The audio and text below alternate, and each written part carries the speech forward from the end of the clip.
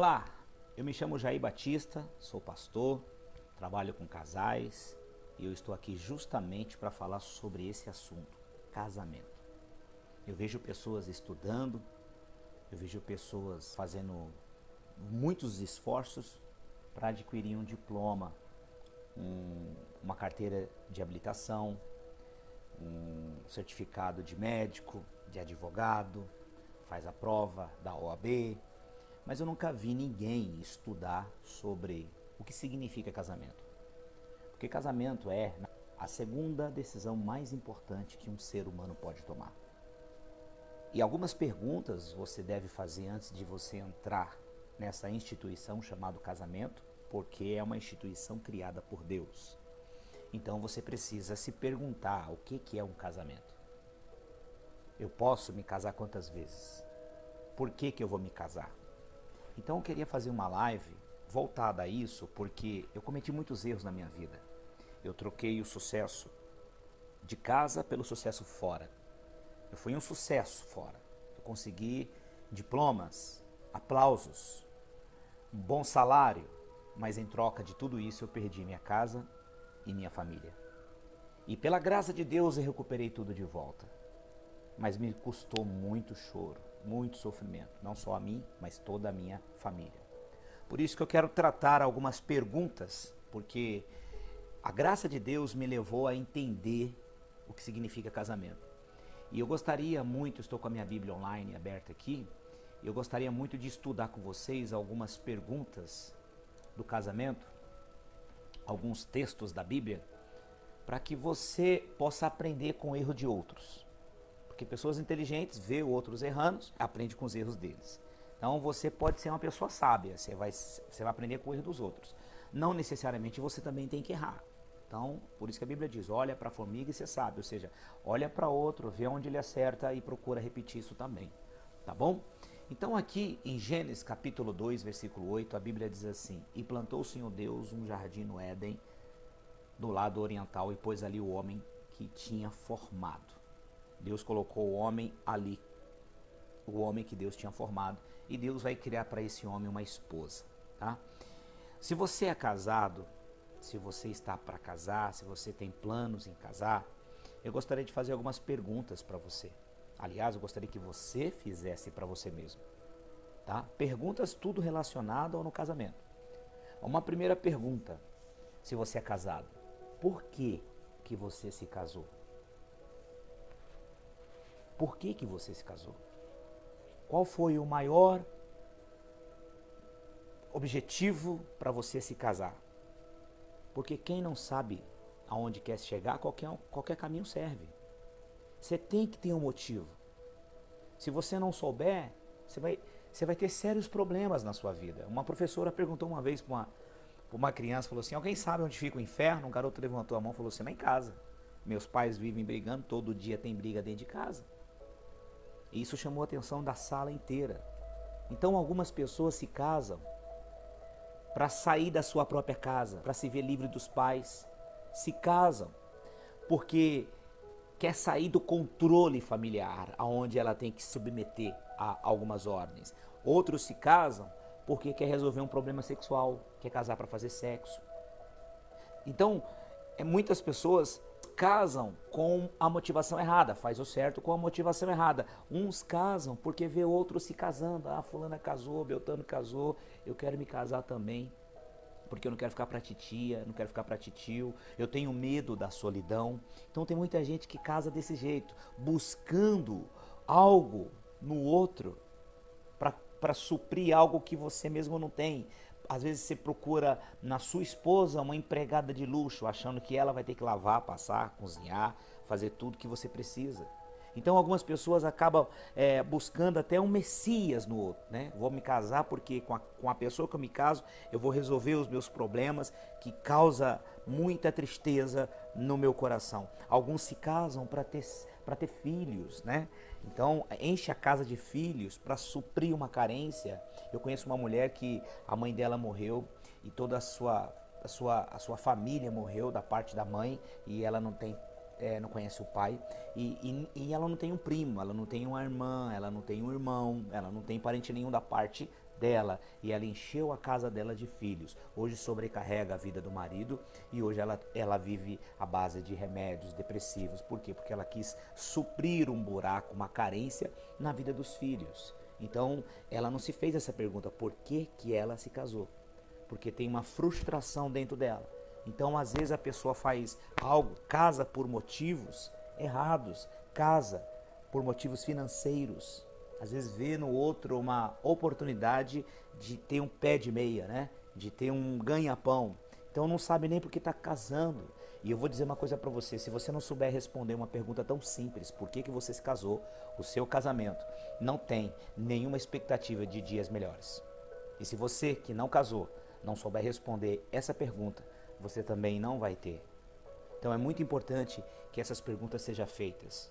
Perguntas que se faz antes de se casar, não depois de casado. Mas você pode agora acertar com isso. Uma outra pergunta que é muito importante é: o que é casamento para você? Eu estava lendo a Bíblia aqui em Malaquias, capítulo de número 2. Eu quero mostrar para vocês. Essa palavra aqui me chamou muito a atenção. Malaquias 2,14 diz assim, ó: e dizeis, por quê? Porque o Senhor foi testemunha entre ti e a mulher da tua mocidade, a qual tu foste desleal, sendo ela tua companheira e a mulher da tua aliança. Então, o que é casamento para você? Essa é uma pergunta que você deve saber. Então, você seria capaz de escrever num papel o que significa casamento? E esse escrito que você vai colocar no papel tem que bater com a palavra de Deus? Essas perguntas são muito importantes. Casamento é uma escola de quebrantamento. Eu nunca entrei na casa de ninguém e vi na parede assim, ó, diploma de casados. Não, porque o casamento é uma escola que você se matricula, você assina no dia que você vai casar, mas nunca você vai ver na parede o certificado de diploma. Por quê? Porque é uma escola que você entra para ser quebrado para o resto da sua vida. Então, casamento é uma escola de quebrantamento.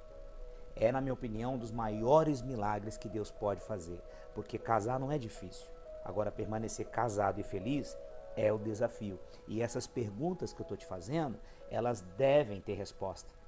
E essas respostas têm que bater com a luz da palavra de Deus.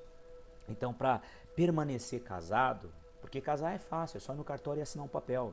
Agora, para permanecer casado, aí você vai ter que aprender a renunciar, você vai ter que aprender o significado da palavra perdão, você vai ter que aprender o significado da palavra egoísmo, você vai ter que ter muita, mas muita humildade, paciência, flexibilidade, porque se a pessoa puxa a corda de um lado e você puxa de outro lado, a tendência é quebrar e sempre quebra para o lado mais fraco.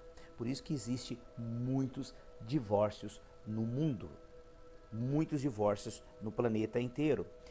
Então o casamento é uma chamada para você ser humilde, lavar os pés do outro, ou seja, para você servir, e quem não serve, não serve. Então tem muitas pessoas que não servem para se casar, para criar uma família, porque vai ser um péssimo exemplo para as próximas gerações, vai ser um casamento que não vai ter futuro e nem servir de exemplo para os próprios filhos. Então, casamento é uma escola do perdão, porque é nessa escola que você vai aprender o que significa perdoar 70 vezes 7. Porque uma pessoa de longe, ela pode te ferir, não vai doer tanto. Mas se tua mulher, o teu marido te ferir, essa dor dói muito. Essa é uma dor muito profunda. Por quê? Porque quanto mais estreito for a relação, maior a probabilidade de você se ferir, de você se frustrar. Tá certo? Então você precisa saber o que é isso. O que é casamento para você. Uma outra pergunta: como que você saiu da casa dos seus pais para você casar? Teve a bênção dos seus pais? Porque preste atenção, ó, existem 3 bênçãos importantes: a bênção de Deus, a bênção de um sacerdote e a bênção dos pais.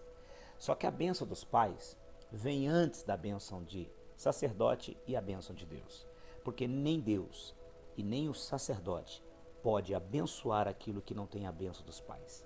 Então, como você saiu da casa dos seus pais? Teve a bênção dele? Porque se não teve a bênção, isso tem sérios problemas. Porque a gente vai cair lá naquela passagem do filho pródigo, que ele sai da casa do pai, mas sai sem a bênção do pai. Então, o primeiro fundamento, o primeiro alicerce para um casamento ser bem sucedido é ter a bênção dos pais. Isso vai fazer toda a diferença na sua vida, na sua casa e nessa família que você está construindo. Então, deixar os pais sem ser abençoado é ter muitas complicações, é convidar o inferno para participar da sua família, da qual você está agora construindo. Por isso que o filho pródigo errou. Ele errou porque ele deixou a casa dos pais sem ter a bênção dos pais dele. Então, sair da casa dos pais é certo, mas a maneira como sai que vai fazer toda a diferença. Então, ele saiu na hora errada, ele saiu da forma errada e ele não saiu debaixo da bênção do pai. Por isso que não teve a bênção de Deus. E o final dele foi o quê? Foi parar lá no chiqueiro, desejando comer o que os porcos comiam. Então ele não prospera, ele não progride, ele só toma prejuízo e cresce como rabo de cavalo, somente para baixo. Então isso é importante você saber. Então existe alguns casais que têm tudo para vencer na vida, mas não vence por quê? Pergunta para eles como que eles deixaram a casa dos pais deles. Eu me lembro de uma história de uma mulher que estava tendo muitos problemas no casamento, uma família que tinha tudo para dar certo, mas estava tendo muitos problemas. E aí é engraçado que a filha mais velha saiu de casa na mesma idade que ela saiu de casa. Mas ela saiu escondida com o namorado que hoje era o marido dela. E a filha saiu de casa escondida com o namorado que era o filho dela. Presta atenção que a filha reproduziu o erro que a mãe cometeu. Porque ela saiu errado. E aí foi conversar com o pastor aconselhou a ir e procurar o pai e a mãe e se acertar com isso. Se acertar porque isso estava fazendo com que esse casamento não fosse bem sucedido. Então, ter a bênção dos pais é a base para um casamento bem sucedido. O que a Bíblia diz? A Bíblia fala assim, ó, honra o teu pai e a tua mãe para que te vá bem na vida. Está aqui em Efésios, vamos ler aqui em Efésios. Isso está escrito em Efésios capítulo 6, versículo 2. Olha lá, honra o teu pai e tua mãe, que é o primeiro mandamento com promessa, para que te vá bem e viva muito tempo sobre a terra. Então, uma pessoa que se casa sem ter a bênção dos pais, o casamento tem tudo para dar errado, porque Satanás vai ajudar para que isso aconteça. Isso é muito importante você entender. Um cristão pode casar com quem não é cristão, pastor. Eu posso me casar, eu aceitei Jesus, eu estou na igreja, eu posso me casar com quem ainda não aceitou Jesus, pastor? Aí você precisa fazer algumas perguntas para você mesmo. Você pode casar com Deus daquela pessoa? Ela vai poder casar com Deus que é seu? Porque o pai daquela pessoa, o Deus daquela pessoa vai ser do seu sogro. E você não pode impedir o seu sogro de entrar dentro da sua casa na hora que ele bem entender. Você pode se casar com os valores dele ou dela? Ela vai casar com seus valores também? Tá? Deus tem uma obra na sua vida, correto? Por isso que você está aqui assistindo essa live, esse culto, esse ensinamento, essa aula. Agora, será que ele se casaria com a missão que Deus deu para você?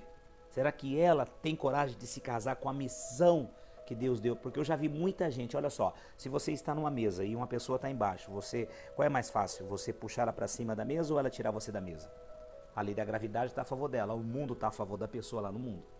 Entende? Então às vezes a pessoa quer casar com você, mas não quer saber da sua missão. Aí você não vai viver o propósito que Deus tem para você. Você não vai viver o sonho que Deus tem para você. Você vai viver o sonho que essa pessoa quer para você.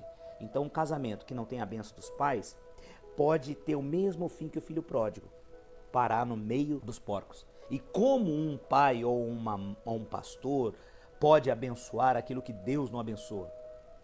Você se casaria com a família daquela pessoa? Ela se casaria com a sua família também? Porque casamento é assim, é igual comprar um CD.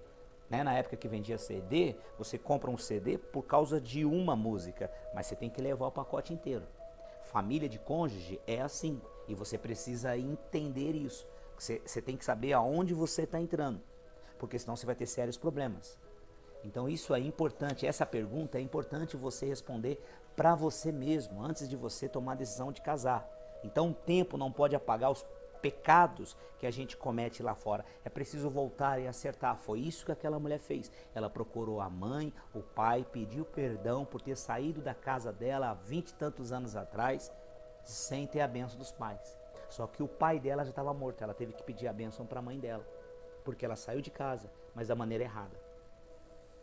Tá? É importante você saber disso. Outra coisa, ao se casar, você recebeu a bênção de um sacerdote?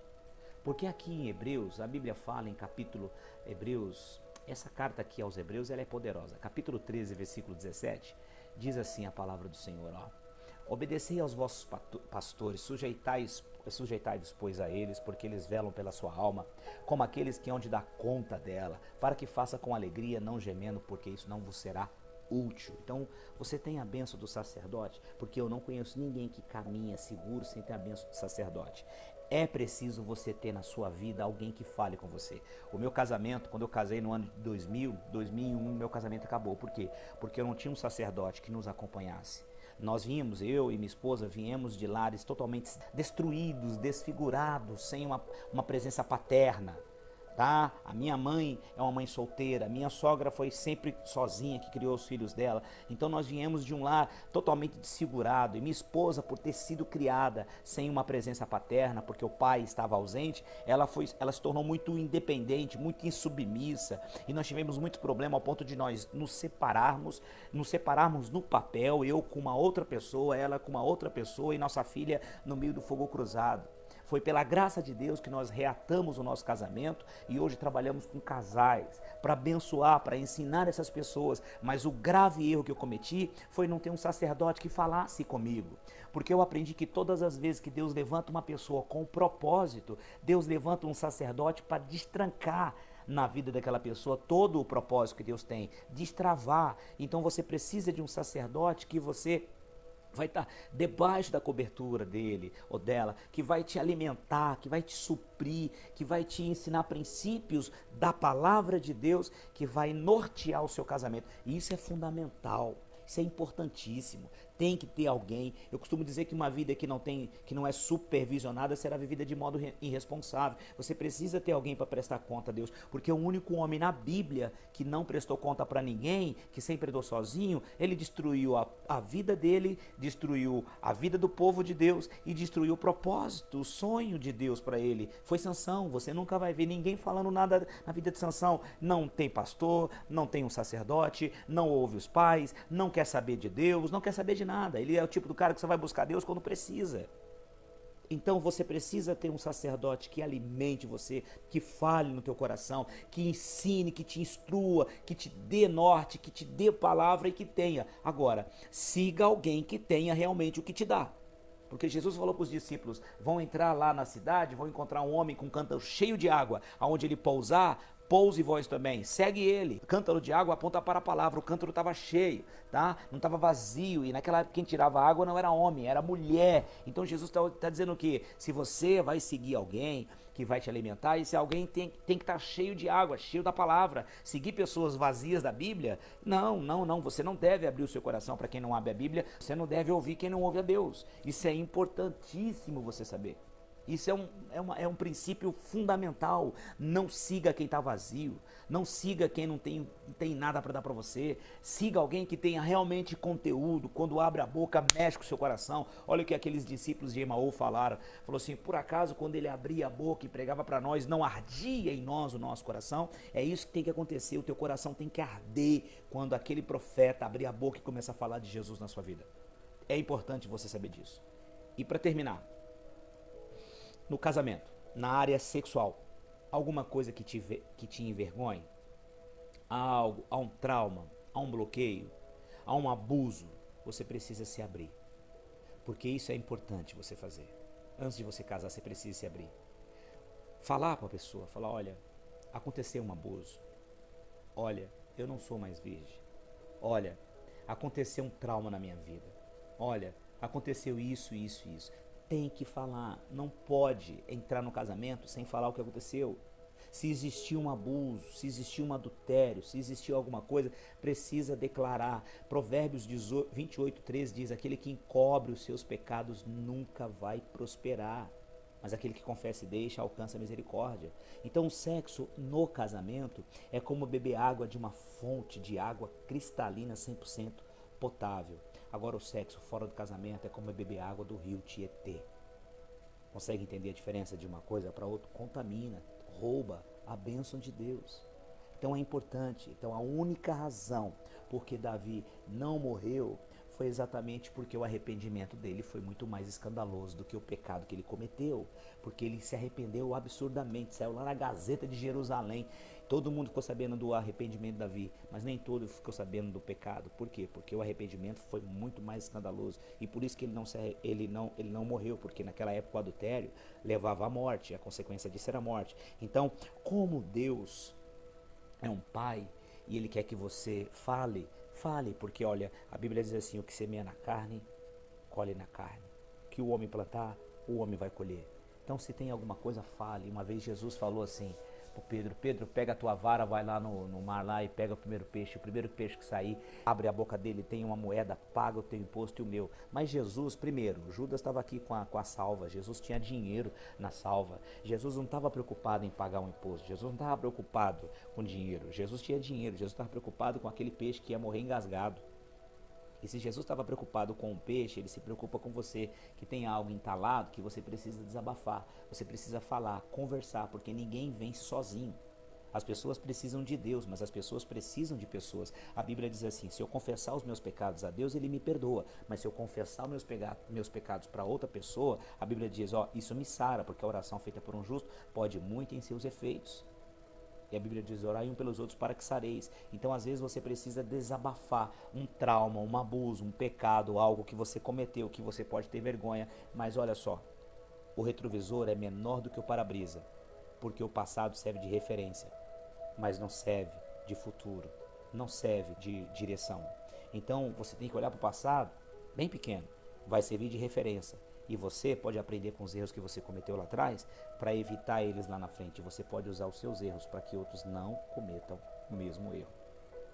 Então, no seu casamento, na área sexual, alguma coisa que te envergonhe, alguma coisa que você precisa falar, isso é importante para você. Você tem que colocar isso no seu coração. Eu não sei como você chegou nessa live, eu não sei se essa palavra mexeu com você, eu só sei de uma coisa. Sabe aquele menininho que a professora perguntou assim: aonde é o inferno? Ele falou: lá em casa, porque meus pais vivem brigando. Na sua casa não tem que se repetir isso. Se alguém perguntar: onde é o céu? Aí você vai falar assim, ó, seus filhos vão falar: lá na minha casa, porque os meus pais são referência. Eu tenho uma filha de 21 anos. Minha filha, algum tempo atrás, ela chegou para mim e falou assim: papai, quando eu me casar, eu quero que um homem me trate como você trata minha mãe. E isso mexeu muito comigo. Sem eu perceber, as minhas palavras não falam mais alto do que as minhas atitudes. 1 grama de exemplo pesa mais do que 1000 toneladas de palavra. Então os filhos não vão ouvir nossas palavras se as nossas atitudes gritam diante deles. Que Deus possa abençoar você e fazer da sua casa o melhor lugar do mundo. Porque o melhor lugar do mundo não deve ser a sua igreja, não deve ser o seu serviço, não deve ser a casa dos parentes, a rua ou qualquer outro lugar. O melhor lugar do mundo tem que ser a sua casa. Lá dentro tem 3 altares: a sua cama, a sua mesa e o local onde você fala com Deus. Preserve esses altares, porque eles são fundamentais. Eles são os pilares da sua casa. Posso orar por você? Pai, em nome de Jesus, eu quero abençoar a vida de todos que estão orando comigo agora. Eu quero abençoar a vida dessa mulher, deste homem, essa vida sexual, essa vida financeira, essa vida conjugal, essa vida sentimental.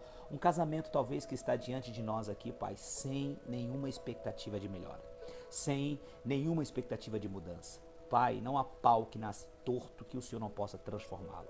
Eu quero pedir em nome de Jesus que o Senhor transforme esse casamento, que o Senhor abençoe essa pessoa que está diante de mim agora, a sua vida sentimental, Senhor, fazendo com que toda a ferramenta do inferno não prospere.